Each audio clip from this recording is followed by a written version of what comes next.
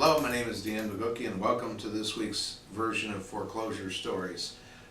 This story is what I've entitled Fingers in the Cookie Jar, and it's about our client Libby. Libby came into our office several months ago, having been sued for foreclosure, and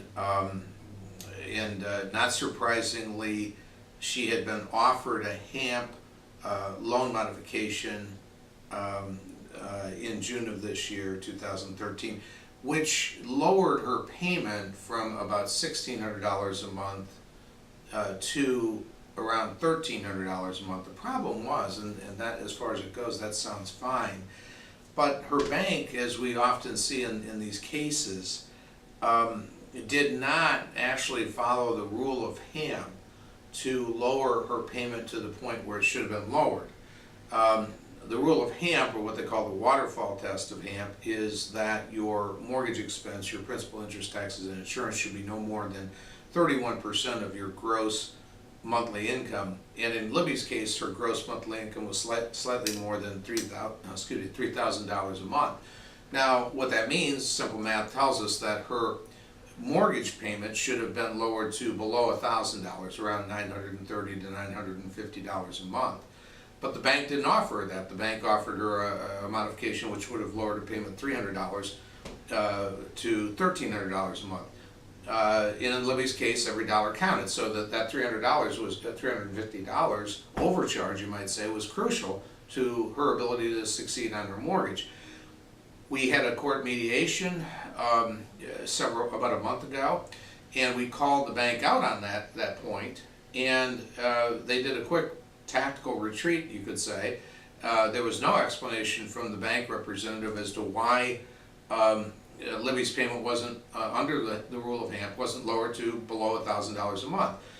As a face-saving measure, the bank and their attorney said, well, we need additional time to look at the documents and come back, and so the court extended the mediation, continued it, and we will go back to mediation, and I have no doubt we'll resolve this matter. Now, what's important for the homeowner struggling for mortgage relief to know is that the bank you're dealing with is your loan servicer. First of all, your loan servicer does not own your loan. But just as importantly, the bank servicer is paid a percentage of the unpaid balance of your loan. Think about that. So if your loan balance goes up, if they're tacking on interest and late charges and the like, your loan balance is going up, and thus the fees that are paid to the servicer, the bank that you're dealing with, are going up. So the bank is actually disincentivized to, from a financial standpoint, to work with you, the homeowner, in giving you mortgage relief. Even, as we often see, if it means violating federal law. The most common federal law of mortgage relief is HAMP. So when I say caught again with the fingers in the cookie jar, just mean just that. We've seen this many times over. Probably a third of our cases are what we call false HAMP denials, where the bank, we catch the bank with its fingers in the cookie jar. Violating federal law, violating our clients' rights under the law, and we have to call the bank out on it and catch them in the act with their fingers in the cookie jar, and then they come around and they quickly take their fingers out of the cookie jar and preserve the cookies for our clients and allow them to succeed in paying on their mortgage.